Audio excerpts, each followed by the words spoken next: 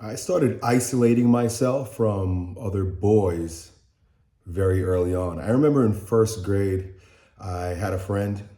We spent a lot of time together. He'd come over before school, and his cousin came to the school about mid-year. And me and this friend, we were into Transformers, and we both got the same Transformer lunchbox. So if you remember in the 1980s, lunchboxes were like these tin boxes, and they always had like characters on them and stuff, right? So I think I might have had a G.I. Joe one at some point, He-Man for sure, but we had Transformers because Transformers were fucking cool.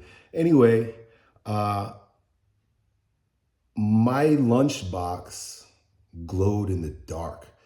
And back then, shit that glue in the dark was just off the hook. It lights up. Shit that lights up is cool. And so I told my friend, I said, hey, these lunch boxes, they glow in the dark. And he believed me. See, he went home, brought his lunchbox into the closet, he and his cousin, and they noticed that their lunchbox wasn't glowing. His didn't have the glowing capacity, I suppose. And so they came back to school. I remember going back to school the next day, seeing the two of them come up to me. And I'm excited because I want to hear about their experience with the glowing lunchbox. Well, instead, they both pushed me, boom, flat on my back.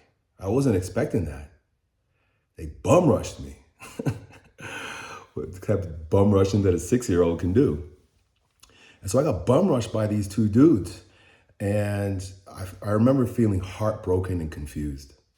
I was heartbroken because I was like, my friend betrayed me. I don't know if it was his cousin that convinced him that we need to go and jump this kid or it was his own decision. I think it was his cousin. His cousin was from out of town. And I was confused, number one, because like I didn't mean to lie.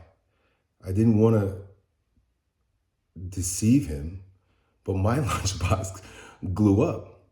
And I also felt betrayed because like this was supposed to be my friend. And I remember sitting in class or in school the rest of that day, like I didn't want to talk to anybody. I didn't want to be friendly with anybody. I felt ashamed. Like, why would anybody want to be friends with me?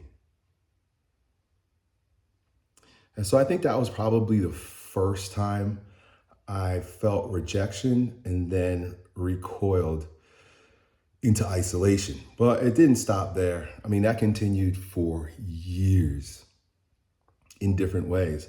And I just wonder if any of you have ever experienced that too. Now I'm going way back to elementary school, but a lot of you guys may be in your 20s and your 30s and you're working, you started your life, you're doing what you've been told to do, but yet you feel isolated. And even further, maybe you choose to isolate yourself, right? And we have all kinds of reasons why and all kinds of excuses why. But the bottom line is you're isolating yourself, like I did when I was 6 years old. But, trauma heals with time, but more trauma is laid on over time. And I don't speak in this way as if I'm a victim or if you're a victim. I really believe that everything that we experience is meant for our growth. If we ever look at our life and we look and we think that maybe we've been set back, maybe we don't have the opportunities, maybe we had rejection and betrayal, those things, of course, are executed by the hands of man, other kids. They don't know any better. But I also believe that God understands the very wounds from which our womb will emerge, like rising up out of the ashes. We have to have these. We have to have these hits to our ego, to our character, to our personality, and these challenges in life so that we can overcome and ultimately rest in the truth that we're loved as we are by Christ. Well, going on, later on, I remember middle school. Just starting middle school, and I had some other friends from the neighborhood, right? It was different kids now. And we spent a lot of time together. This is about the time when boys start like growing in packs. And so there were about 4 of us. And man, I'll just be completely transparent. Like I've always been sort of unhinged. I was the kid that would like do the thing that no one else would dare to do. I remember playing Ring and Run. I'd be the one that would ring. while the rest of them are fucking running. I remember actually getting caught doing ring and run, and my friends disappeared, and I was there to get caught. But that's not the story. After a slew of different, I think, things that made them uncomfortable. Another thing, like we used to get firecrackers, right, and smoke bombs during 4th of July, and the dare was to light a firecracker or a smoke bomb and throw it into the middle of the street and run, because that's what little boys do. Well, so I threw it and I stood there. They all ran, but I stood there and I watched, because I don't know, I was mesmerized by how I was able to stop traffic with just a smoke bomb. I mean, traffic stopped. Another time we were as one of these friends' houses, and it was a sleepover, and we were wrestling. And I was always a little bit bigger and stronger than the rest of the kids, and one of them got hurt. I wasn't trying to hurt him. But we were wrestling. And shit happens when you wrestle. Well, I think it was at that point that they decided to conspire against me. And they were like, no more Elliot. Elliot causes too much trouble. Elliot injures us when we play. So they started gathering without me. I found this out. You guys have been hanging out, you guys have been playing, and nobody told me, nobody called me. And they would start having jokes between themselves, and I could tell they had joint experiences. I was left out, and I was heartbroken. I was heartbroken once again. Man. And I remember this time I didn't cry. Maybe I was a little bit older. I didn't cry, and I wasn't so upset. I felt instead, I felt almost like, okay, fuck you, sort of an attitude. I didn't say that because maybe I was like 12 years old, but that was my attitude. My attitude was like, okay, you don't want to be my friends? Screw you. But I had a chip on my shoulder now. I know I had a chip on my shoulder. And as a result of that chip on the shoulder, I started hanging out with kids that have a chip on their shoulder. So now I may be in like 9th grade, maybe about 14 years old. And me and these kids are getting into trouble, because I fit right in with them, because they were a little bit more courageous than the young punks that didn't want to throw the smoke bomb. And we would do bad things. We went around and we would snatch chains from other kids. Lord forgive me, right? We'd take their money. We were little thugs. I only hung out with them for a little while before they betrayed me. We went to another town and we were picking on some kids, right? Why do we do that? I guess when we feel isolated and betrayed, they say hurt people hurt people. Well, I felt good about hurting people. But anyway, one night we went out and we did that, and I went home. They stayed around and they got caught. The police came and arrested all of them. I was scot-free, but they didn't like that. So they blamed me. I became the gang leader. They all turned on me because I wasn't there. And listen, I have all kinds of internal reasons why, or at least excuses why I think they betrayed me and others betrayed me. But a lot of it has to do with the fact that I was different. I look different, I act different. I was hanging out with the white kids, Elliot's black. I'm hanging out with the black kids, Elliot's white. And so I don't think they did this because they were racist, but because I was an outsider. I was different. And that one hurt really bad, because I had to go to court, and I was arrested. I had to go to court. I had to do community service and probation. But I was betrayed. I couldn't believe these guys. They were supposed to be tough. Like, I started hanging out with them specifically because they were tough, and they betrayed me. And so once again, isolation. Only this time, I isolated myself in a little bit of a different way, and it carried through for quite a while. I met my now wife, my soon-to-be wife. She's my girlfriend at the time. And I isolated myself with her. And I don't know, listen guys, I don't know if that's actually considered communion for a man, like the way a man needs other men, in the same way that women need other women. And so isolating myself with my girlfriend was probably another pathological expression of my own lack of self-trust and ability to bond with the other boys. So I said, screw them. All through high school, I just hung out with my girlfriend, worked out, and played football. So I was still a G on the football field and captain of the football team. And the guys loved me. And of course, what's really important for men is to have a joint resourceful mission. A joint resourceful mission. And we had a joint resourceful mission to win football games. So the rejection there wasn't as much rejection there, a little bit, but it wasn't as much rejection because, well, one thing that is important for boys is performance and status. You see this when boys are on the field, when they're playing, when they're little kids. And when I was younger, even before football, I was always the fastest, always the strongest. And so playing football earned me some status, it earned me some friends as a result of what I could do. So I really began to invest my self-worth amongst other men in what I can do. Am I faster? Am I stronger? Later on, it was, am I smarter? Am I more clever? And then later on, it was, can I make more money? Can I achieve, right? But going back to this idea of boys needing boys, in particular, girls are a little different. They do need other girls, but boys, we need each other from very early. In fact, that's why fathers are so important. Let me explain. So both men and women, both boys and girls come into this world through the same portal, our mama's womb, right? We both come from a mama, but a mama is very similar to a little girl in that they are the same gender, plain and simple.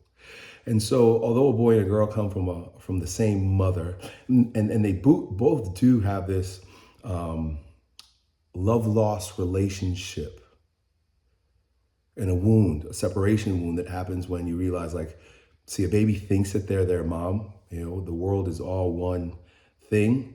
And once we recognize that there's a separation from like that which I come, and now I'm in the world, there's a wound there. You know, it's part of the mama wound. But then there's a second break that a boy needs to make in order to have a authentically masculine ego and identity. And a lot of this stuff is built in, it's primal. In other words, it's instinctual, especially for a girl. Their instinct is much more solidified for a number of reasons, but one of which is because they don't have any confusion about who they are, because they are what they come from. The way the mother breathes, the way the mother talks, the way the mother heart beats, it can be mirrored by the little girl, but it can't be mirrored by the little boy in the same way. So around the age of like 3, Freud would call it the Oedipal age. And then the Oedipal complex is created when the boy recognizes, oh shit, not only am I not my mom, I'm not the same order of being as my mom. In other words, I'm a boy, I have something different. I'm different than my mom. My sister doesn't struggle with that. And I'm just talking boys in general. I grew up with 3 boys and my sister was the youngest, so she was like the anomaly.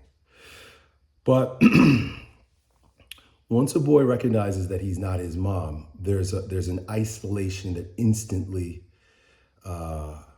is produced, and a confusion that ensues if there is no masculine model.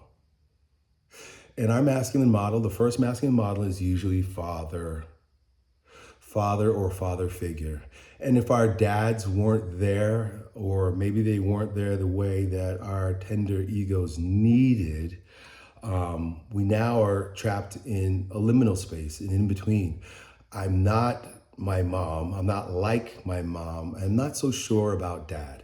And even mom's sentiment towards dad is going to color the boy's sense of himself. So if the mom rejects the dad in any way, speaks poorly about the dad, or even feels negativity towards the dad, unspoken, children can pick up unspoken cues.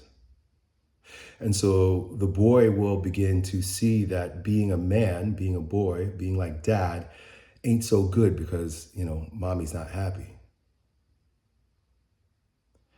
And so the isolation deepens.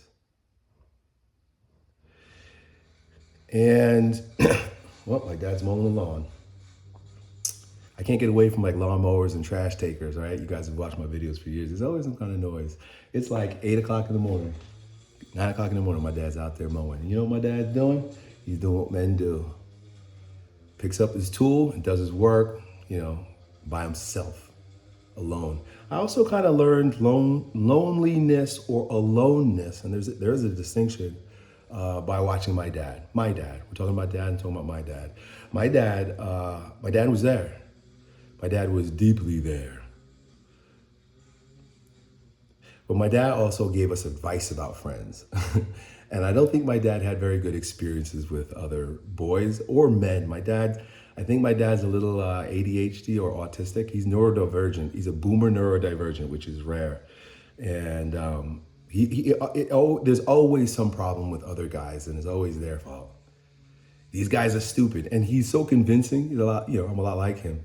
He's so convincing. He talks about the guys that he works with. He's like, these guys are stupid, right? His big thing is health and food. He's like, these guys eat fucking junk from the food truck, and they got these big bellies and they're drinking their big gulps.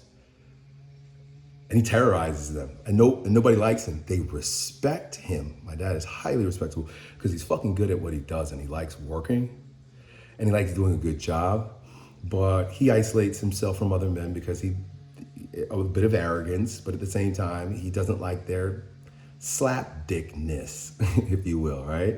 He grew up in the jungles. He grew up in Belize. He grew up, with a work ethic that was very different than the American men at his time. Much more entitled, much more prone to feminism. So a lot of beta males and a lot of addictions, like to food in particular, right? That's not a thing you get in third world countries, addiction to food. They may be addicted to ganja. They might get addicted to rum, right? In the Caribbean, those are their things, rum and ganja. But it wasn't like he was addicted to watching television and eating junk food. But anyway, that's my dad. And we're talking about men and why men isolate and what it does. So going back to this, hypothetical boy who is inherently alone. Robert Bly, in his book Iron John, a book about men, talks about this. He uses a strange analogy, but he says like a man is like a rock fixed to the side of a mountain. And if you could just imagine, like a mountain is solid in itself. It's grounded, it's powerful, it's immovable. But a rock attached to it isn't necessarily a part of it. It's an addition to it.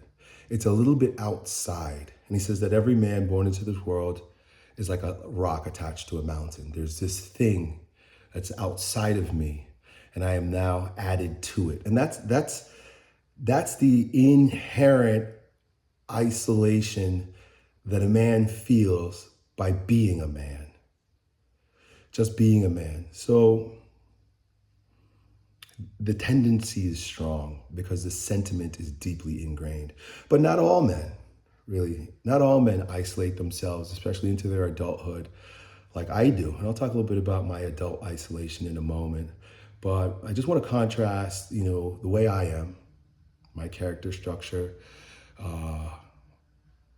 in comparison to like someone who has a character structure that's a bit more friendly, like our friendly orals. And they tend to be like, the rock star. Like if you remember watching Teenage Mutant Ninja Turtles, I use these archetypes. And if you haven't been following me long enough, I'll try to bring you up to speed. But basically there are 4 types of men, if you will. We encompass all 4 of these archetypes, but character-wise, we embody one more than the others. The fun guy is like the Michelangelo. Michelangelo is always party time, pizza, telling jokes, right? He's the popular one. He's the one that all the little kids that watch Teenage Mutant Ninja Turtles want to be Michelangelo. He's the lover. He's the lover. And that's a character type that like just has a lot of friends. A lot of people love him. He might not be the leader like Leonardo, but he's friendly. And you also have Donatello, who's more of the magician, but he's also has aspects of the lover. And if you remember watching the cartoon, he was always the one that was like falling in love with the girl. So we have those 2 types of character structures on that side of the spectrum. And maybe maybe their tendency is towards communication and communion a little bit more. But then you have, remember, Leonardo and Raphael. And Leonardo was by himself because he was a leader. It was always between him and his father. He spoke to Splinter. He spent most of his time with Splinter. And Splinter was the teacher and Leonardo was the leader. And then there was Raphael. And Raphael was grumpy. He had a bad attitude. And if you remember the song, Raphael has a bad attitude, right? It's part of the song. I wish I could remember the song. Teenage Mutant Ninja Turtles, Heroes in a Half Shell. Anyway, Raphael represents the warrior, where Leonardo represented the king.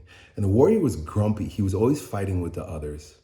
He isolated himself just through his mood.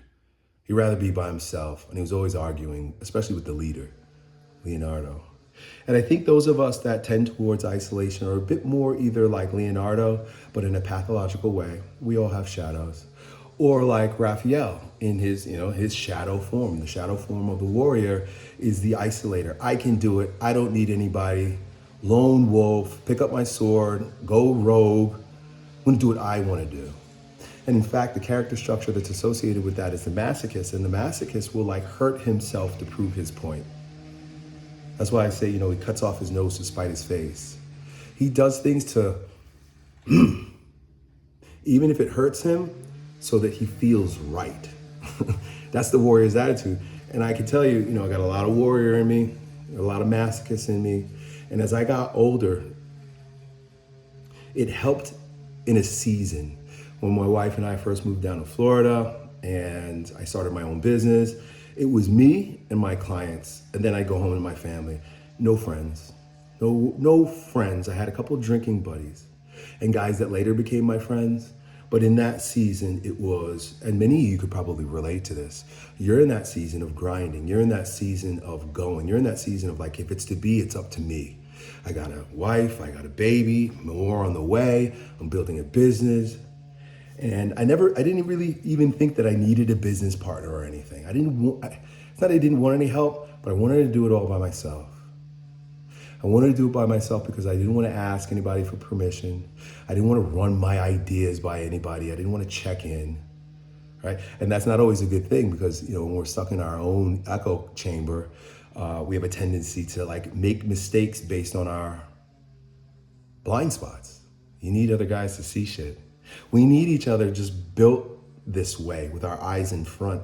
I'm going on a tangent here, but just talking about why we actually do need each other biologically, even though many of us isolate ourselves. Or, the plight of Americanism is born out of the French Revolution that brought forth this idea of immanentism, which means I am the Lord and Savior of my life. I control my life, right? So this is sort of cultural as well. But biologically, we need each other. And how do we know this? Because if we were to be primal man, living in a hunter and gatherer society, and we are subject to the threats of the environment, we are actually very vulnerable by ourselves. This is biological, but of course it goes deeper. But biologically, it's very evident, and this is a byproduct of being a primate, right? Our cousins, the primates, I guess you could say. I don't believe we evolved from monkeys. I think that we have, of course, science shows that we're similar cousins. And when monkeys or primates or human beings with their eyes in the front of their head use our superpower to concentrate, right? We've got thumbs and we have eyes in the front of our head. Those are two very unique things about human beings, including standing up. Because our eyes in front of us and we have these thumbs, we know how to, like no other animal, concentrate on one thing. And have you ever noticed that men have this, this ability, but also blind spot that causes us to hyper focus?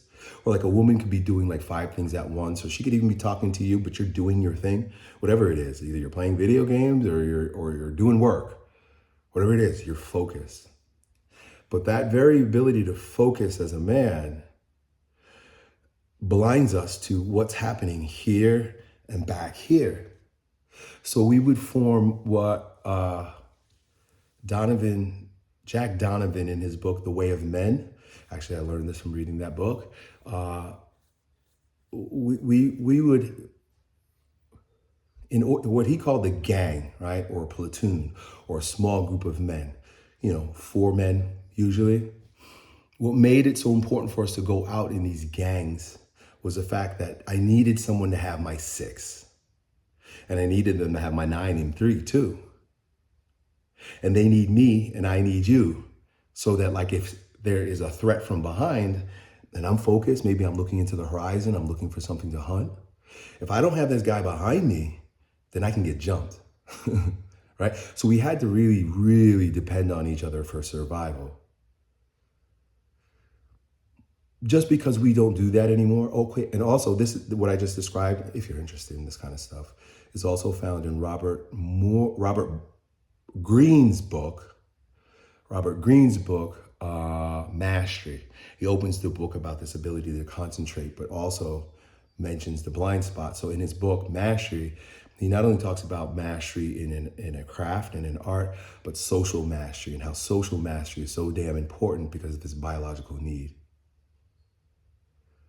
So regardless of our traumas, regardless of our character structure, regardless of our upbringing, the fact is we do need each other. We need each other. And when we don't have each other, we're vulnerable. In the Bible, it says in the gospel, I think Peter talks about how the enemy is prowling around looking for souls to devour. Just think about a lion, prowling around looking for a prey. Who's the prey? Who's the prey that they always go after? Usually the animal that's trailing behind in isolation. The lion knows that a gazelle in isolation is an easy target. He's not going to see you coming because he's got, his eyes are focused, even though they may be on the side of his head. He still has somewhat limited vision, not as limited as a primate. But even more so, the other animals aren't there to scare off the predator, and they're not there to protect and help. So when that roaring lion that's seeking someone to devour goes out on the prowl, he's looking for an isolated man. And so if you find yourself isolated in life, you got to ask yourself, is this in healthy isolation? Because sometimes it is. Or am I making myself vulnerable and easy prey for the enemy? This in many ways is not so much a psychosocial need, but a biological need. It's deeply rooted in us. The difference is because, as Robert Bly says, a man, and as I spoke to you about love-object relation loss, and a lot of this is associated with attachment theory, because of our inherent nature, we do have this isolation that a woman doesn't have. And in that isolation, we learn how to be isolated. But a woman who doesn't have that isolation, right, doesn't mean that she can't feel isolated, but biologically, it's a bit different for her. Women thrive in relationships. They're built for relationships. Women, their threat comes from having poor relationships, where a man's threat, like I said, may be a bit more imminent, like a lion, or while we're hunting, I get injured or hurt or attacked. A woman's isolation or a woman's community happens through verbal. They speak. This is what women do. They get together and they talk, even if it's about nothing. I watch my wife and her friends sometimes talk, and they're just talking in circles, never getting to a conclusion. Or when men get together, like our conversation has to aim towards something. The more masculine you are, the more the conversation needs to be directed. What are we getting at here, and what are we going to solve? Or a women's conversation is a circular and it's meant for communion. A man's is for mission and action. And I think one of the reasons why, anyway, let me go back. I'm speaking in circles. A man needs to learn, especially the ones that are a bit more like, Leonardo and Raphael, you warriors and kings out there. It doesn't come naturally, and we actually are required to learn how to be in community with other men. So this is not something that we just have ingrained in us, like maybe the lovers and the women. So being a warrior and experiencing the isolation that's inherent with being a man, went into the business world and succeeded to a degree until I was offered opportunity for partnership. And long story short, that partnership relationship failed. That's my fault. Being rogue, being angry, being a Raphael, a shadow warrior, I didn't like the constraints of partnership. I didn't like that I had to wait on my partner to do, the books. I didn't like waiting on my partner to take action on a project or to make a change. I didn't want anybody to slow me down, and I felt like partners were slowing me down. Even if we saw the same vision, and that was what it was with my first partner. And then, after that blew up and fell apart, burned it down, I had another partnership with two guys this time. And I felt constrained again. And I built and burnt that relationship and that business again. You guys are about to find out how many businesses I built and destroyed. I destroyed. I can't blame anybody. So that was my second. Many of you guys, you have no idea about that because it was way before my popularity, or just like when I was starting to get popular. And then I made one of my students who I knew had a sense of loyalty towards me. And I loved him. And I made him my partner. A lot of you guys might remember him. He was Chris from Strength Camp. And we had a great thing going on, probably my longest partnership ever. And although we didn't, a lot of times it was frustrating, I recognized the value of his boundaries, because once again, I am the psychopath. I go full steam ahead. I'll throw the smoke bomb in the street. I don't care. I'll do what I want to do, and then I'll deal with the consequences later. He restrained that in me quite a bit, and I appreciated him for that. And so in that season, I actually had a lot of friends. Strength Camp was blowing up, and it became a community. And man, I look back on that season of my life, I would say between 2014 to 2017, 18. It was a peak for me because not only was I popular on YouTube, but this gym was doing great. I had a great relationship in business. We were making money, and I had a lot of friends. And I was like the leader of the friends, and I liked that. Because it was my gym, and everybody got together for Strength Camp. And so I enjoyed that. But then the pandemic came, and I started isolating little by little, because we started doing Zoom calls, and I moved away a little bit further from the gym. So it wasn't like my office anymore. I made my office in my home, and I would go to the gym once a week, and we would have meetings. It went on like that for a while, and it was okay, but I definitely was beginning to isolate myself a bit more, staying more at home. And then we moved because we wanted to get out to the country, like where we are right now. And so I moved instead of 20 minutes away from the gym and my partner and my friends. And it was a good group of friends. There were 4 of us, and I called us the Ninja Turtles. There were 4 of us, and I called us the Ninja Turtles. And I was Leonardo. And my friend Ryan, he was the lover. He was Michelangelo. Always a good time. And Danny was great with the video camera, great with editing, building websites. And I had Chris, who I tend to think like he was Raphael, because he's a lot like me, and he gets frustrated and he gets angry, and he's like, fuck you, fuck everybody kind of attitude. And of course I was Leonardo because, I'm the leader. It was about me.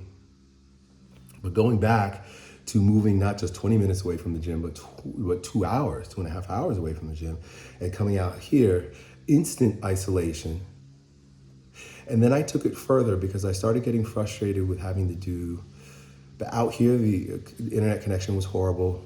Wi-Fi and data was horrible. It's gotten better, but we would have weekly meetings that were super frustrating, me and my business partner. And it was like I was getting cut off all the time. We'd have to call and reschedule. And it was just it was such a problem. And I was already galloping full speed in the direction I thought I wanted to go in, despite my business relationship. And so after, 4 years, 5 years, maybe 5 years or so, I broke off that relationship. And now I was really alone here. Alone here, and no real connection to anyone outside. Alone here, just like I did when I was in high school with my girlfriend, my wife now, and our 4 children. And I was beginning to say how it's not good to isolate yourself with women. I experienced that in high school. I didn't even go to prom. I took my girlfriend on vacation, just me and her. I isolated myself when I found her. I was like, I don't need any other friends. That's not true. That's bad. If one of your buddies gets a girlfriend and he totally checks out, check him. But no, there was nobody there to check me. I was getting exactly what I wanted from my girl. And I enjoyed lifting and playing football, and I didn't need any friends. Well, anyway, that came to its peak, its pathological peak, when I cut myself off from everybody. It was just me and her here. And I made some casual friendships out here. Neighbors, really enjoyed my neighbors. Different people than the ones that were in the city. And I really enjoyed them. They took me hunting and stuff. I went alligator hunting. And it was cool, it was new, it was novel. And I really enjoyed it. And we still do barbecues, and we'll go and visit them, and we'll do things like that. But it was different because we didn't have a joint mission like I did with my business partners, or like I did when I played football. So men getting together that don't have a critical mission, something like a big goal, the relationship is usually very casual, especially for Leonardo's and Michelangelo's, Donatello's and Michelangelo's, lovers and schizoids, lovers and magicians.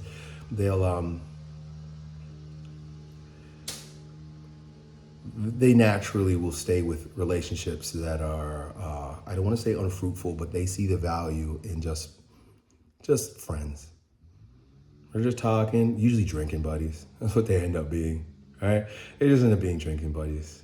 And then a man on his mission in that situation very quickly will get bored because he's like, well, what are we doing? What are we doing, fellas? That's my attitude. What are we doing, fellas? So those relationships don't go very deep. My wife is a social butterfly. She loves friends. She loves being a part of things. She loves getting out there and moving and shaking. And so she started making a whole bunch of friends. She'd go to Bible studies. She'd go to women's groups. She'd go to anything that the churches in the area were offering. She made a lot of friends. And by proxy, her friends' husbands became my friends. And once again, they're nice guys. I like them. They'll be here. Oh, no, I'll have family over today. But they come here often. We'll do things. You guys got to see my dad. I wish I could turn this around. Let's turn it around. Look at my dad out there. My dad, the isolator. But he's working. He's on a mission. My dad is all about family. Anyway, what the hell was I talking about? So my wife's made a bunch of friends, and so I'm kind of partially friends with her husband, her friend's husband. I'm watching my dad here again. Thank you, Dad. Thank you, Dad. I'm not gonna curse my dad like I curse the garbage man. Thank you, Dad. My dad's making the property look nice. I do have help out here because I have my dad. I have family. So what I wanted to share with you guys is tied to my experience with new friends out here. When my wife started hanging out with all the Catholic ladies and making me friends with their husbands, they enrolled me in a course. It's a Catholic course called Cursillo. And I didn't want to do it. I was like, oh, they're gonna make me be friendly. They're gonna want to hug me. They're gonna, like talk about my feelings, and they're a bunch of good, nice guys, and that it didn't resonate with me very much at all. I thought it would be corny. It was corny. I thought it was corny, but I did it anyway. Not because I loved what the course was about. I thought it could be better. Not because I resonated with the guys that were there. I mean, most of them were older and just very different than me. I'm not knocking or denigrating anybody, but like even just our lifestyles were different. Most of these guys were like overweight. A lot of them, they were in that age where like if you didn't take care of yourself, you get sick. So a lot of them had like cancer and heart disease and stuff like that. My heart goes out to them and I pray for their health. But at the same time, like I wouldn't naturally gravitate to these kinds of guys. But I went anyway. And I'm happy I went because it forced me to humble myself. That's really what it did. It caused me to put aside my arrogant, judgmental, grumpy attitude. And I was grumpy at first. I'll tell you more about it. It's interesting. And also submit. Okay, this is because I want to be in charge. I see where things aren't right, and I'm like, no, I can do that better. I can do it better. I'm looking at the leader. I'm like, I can do it better than you.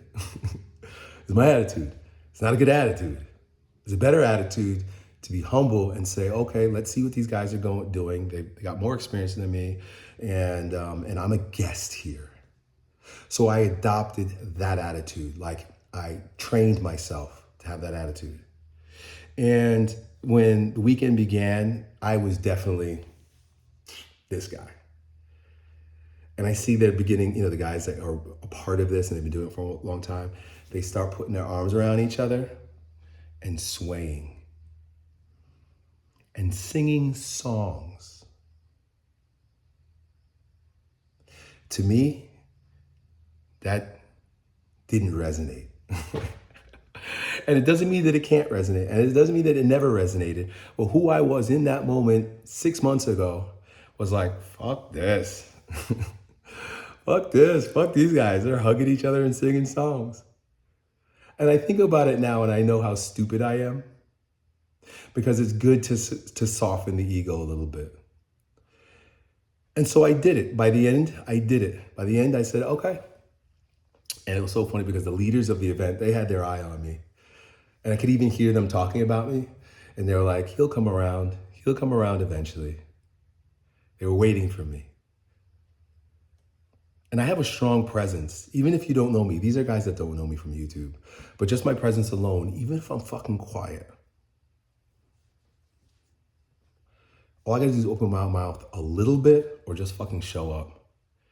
And everybody's looking at me like, what's this guy gonna do? I don't know why that's the case, but this is my plight.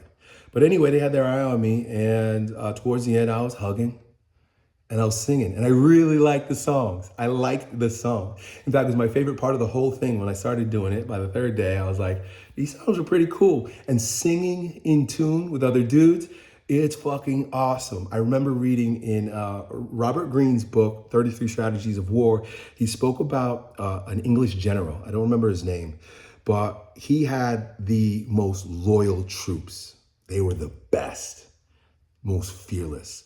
And he did a bunch of things in order to build camaraderie with them. And Robert Greene talks about in the book how they would come singing together. He made them sing together. And it built cohesion with the men because they're in the same frequency. When you're singing, you're delivering a frequency. And when you sing together with other men, in tune, in time, there's a joint frequency. And military knows this too. That's why, like, if you watch like the Chinese army, right? They're all marching the same way, the same foot. Boom, boom, boom. We're in unison. And it builds a frequency, a joint frequency with the men.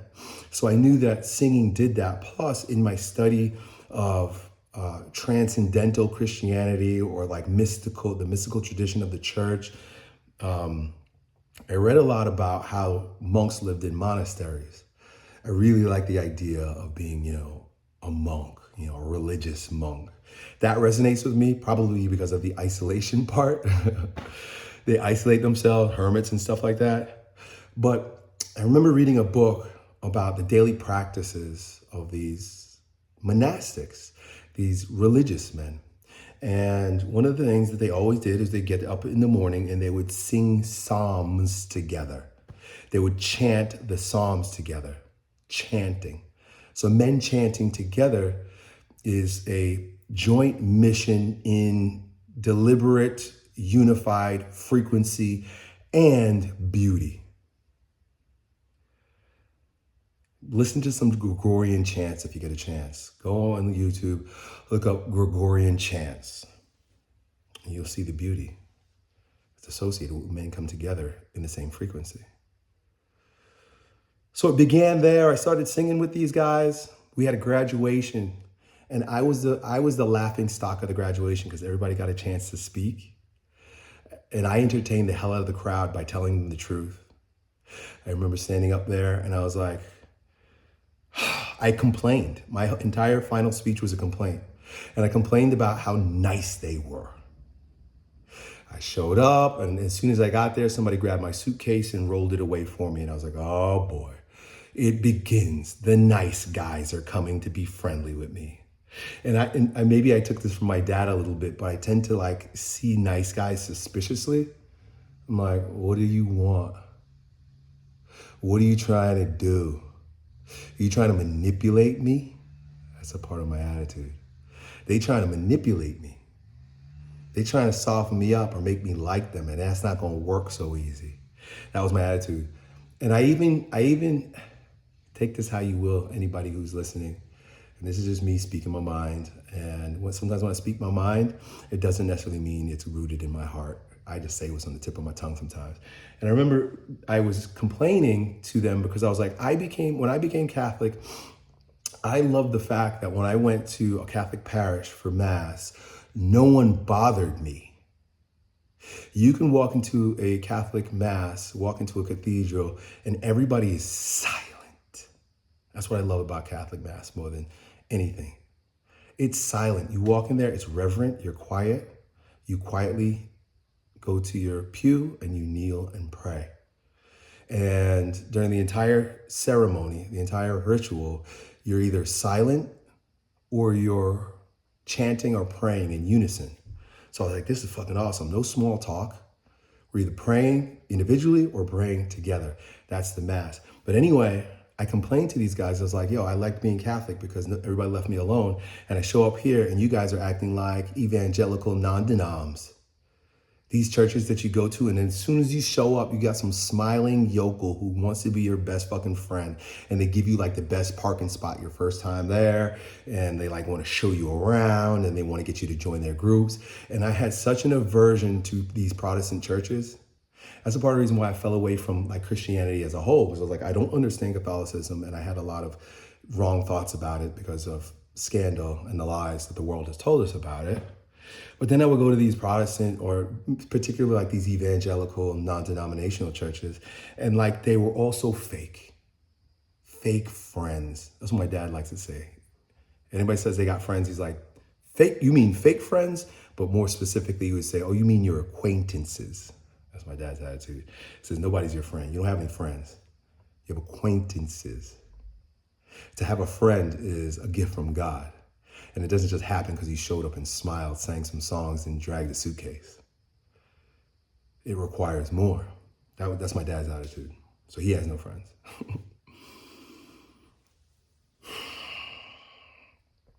So at the end of this event, this 4-day event, I softened up. And at the end, they asked me to join the next one as a leader. And a part of that means grouping with other guys. Part of it means doing meetings where we pray together and we set up and we prepare for the new guys that will be coming to the next event. So I was on the staff now and I had a small group. Finally, I was in a small group. I was like, okay, I'm going to do it. I assented to it because I knew that it was medicine for me. And God's medicine often doesn't show up the way we want it to. Like, I didn't want it to show up that way. But I knew that this medicine was necessary. I knew I needed this medicine. So I did it. I got to serve in the kitchen, which of all the jobs that could have been given was the one that I wanted the most. Because the other jobs included sitting at the tables and talking to the guys, or serving them individually throughout the event. But I got to be in the kitchen where they were all somewhere else and it was just me and the lowly kitchen staff. And I had the greatest time cutting vegetables and sweeping the floor with this small group of kitchen workers. I chose to be humble, but it was a humbling experience, and I discovered the value of service, even if it's lowly. You know, a guy like me, oftentimes I want to be the one that's going to give the dazzling speech. I want to be the one that leads the charge and the men into battle. I want to be the one that, like, at the end, everybody comes up to and says, man, that was so inspiring, thank you. But instead, I got to sweep the kitchen and serve, with a spoon. As they came, I got to put food on their plates as they walked by. It's a little thankless, especially if you're amongst, an unconscious group. This was a very conscious group. But it was my favorite thing to do, to serve quietly. I really enjoyed serving quietly. I didn't even so one of the things that they do also is that they've got something called palanca, which I think is a Spanish word for, like, I don't know, money or gifts, like blessings. But these forms of palanca come in as letters that people write to the participants and the staff. So you get this, I have it back here. Let me show you.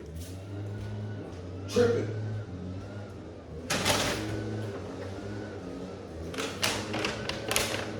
We get this stack of letters. And there's a time where you're supposed to sit down and read all the letters. And everybody, no matter what they were doing, what kind of job they were doing, they get to stop and they get to relish in the beauty of having palanca, love, sent to you in these letters. I didn't read my letters. I didn't want to read the letters. I didn't want to read fake friend letters. These people don't know me. That's my attitude. The rest of them, they were loving it. They're reading it, they're smiling, and it's heartfelt. Me, I'm an asshole. I'm like, I don't want to read these fucking letters. I saw the ones that were from my children, and I read those ones, and my wife, because, they send too. It's a part of, like, the family participating. And then I left the rest. I was like, I ain't reading these fucking letters from people I don't know. It's fake friend bullshit. So even as I was serving, and even as I was humbling myself, I couldn't receive it completely. I'm like, these people don't know me. Well, anyway, let me come full circle and just tell you my experience yesterday. So I'm still a part of a small group. We call it a grouping. And we meet every Friday. And these are guys that are different from me, but the same. We're the same because we're all masculine men trying to make things work in this world that confuses us, isolates us, and perverts our virtue by calling it toxic. And that's all, man. But these men in particular, they've served as I've served, and they're Catholic men, so they pray. These are praying, serving men trying to figure shit out in an isolating world together. And we meet every Friday, and I enjoy their presence, but I also feel the resistance. It's at the same time of my meditation time. And so I have to give up my meditation time, which is isolation with Christ. So I made a sacrifice. I make a sacrifice. I got to drive half an hour to get there and be with them. I make this sacrifice and I do it. I push through the resistance. I even am vulnerable enough with these men to tell them that I'm resistant. What are we doing? Why are we doing this? I think we can do better. But I haven't had the impetus or the balls to really step up and lead the charge because Maybe there's a false humility associated with just going along to get along. And I'm not sure that's what men appreciate in each other. I appreciate when somebody steps up and says, let me take the reins. I do. I can respect a man that does that, especially if he has the ability to do so. When I went to the retreat, it was sort of a grounding camp type retreat, which always attracts a lot of lovers, by the way. A lot of Michelangelos love these men retreats. You're not going to get too many, you're going to get a lot of Michelangelos and you're going to get a lot of Donatellos. You're not going to get very many Leonardos and Raphaels, unless they've been wounded. But I remember one of the orals in the event, he recognized my isolation just from my speech and what I was going through. And he must have been, 22. And in front of the whole group, he asked me, he says, Elliot, would you like to have a conversation one-on-one with me? I'd love to hear you out. And I had rejected him. I flat out said no. I was like, no, I don't want it. I don't want it. Because the way I am, and I'm not saying this is right, but if I'm going to open my heart and spill my guts to a man, he had better be an older man, a man who's been kicked in his mouth a number of times, a man that understands failure, that's failed before in his life. I want a mentor that's a failure. Carl Jung would only work with students that were over 40. And when asked, why would you only work with men that cross the midlife threshold? He says, because they've had enough failures to be humble, which makes them hungry for transformation. So I didn't want the 21-year-old lover to be my soul guide in that moment. And I think that all men feel that way. I will respect, I will follow, I will submit to a man that I respect. And respect has nothing to do with being alpha, has nothing to do with being loud. It has everything to do with experience and wisdom. And that only comes through pain and mistakes. I don't trust a man who's never cried. I don't trust a man who's never failed. My dad said it this way once. He was like, if you're going to choose a surgeon, a heart surgeon, somebody who's got your life on the line, my dad said this. He said, I'd rather take the 20-year vet who's killed 4 people already by mistake than, the young, sharp guy who's got no L's under his belt. He hasn't failed yet. He hasn't killed anyone yet. But the guy who's killed 2 people, the surgeon that's killed 4 people, he's cautious. He takes his time. He knows what to look out for, what mistake not to make. So I'll end this video with an invitation. It's not a call to action. I'm not persuading you, compelling you. I'm offering you. If you've been isolated and you know that you need at least an ear to vent into, to release into, to be vulnerable with, that will not judge you because he's a failure himself and he's seen it all or heard it all, and has the compassion for even arrogance in a young man who can't see it yet, I love you guys. But so many, especially you young ones, I'm getting a lot of messages from young ones who are seeing this side of me, and you're so cute. You're so cute. I had 2 of them that are very warrior-like, and they're giving me advice. And they're trying to pump me up and tell me my worth and give it to me strong like a good young alpha male building his life. Actually, I can think of 3 of them right now. Just over the past few days, I appreciate you. I thank you. But I don't trust you. As low as you see me now, trust me. Not for me, but for you. Because soul guidance is heart surgery. And I'm not going to receive it from a man who's never failed, who's never killed anyone, or got kicked in the mouth by God. But I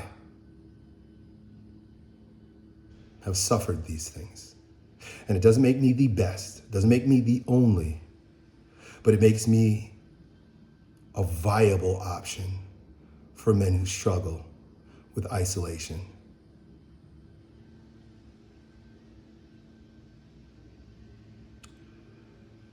So if you feel called, click the link down below. Book a call with me, and we'll take it from there. I love you. I appreciate you. I'll talk to you next time. Done.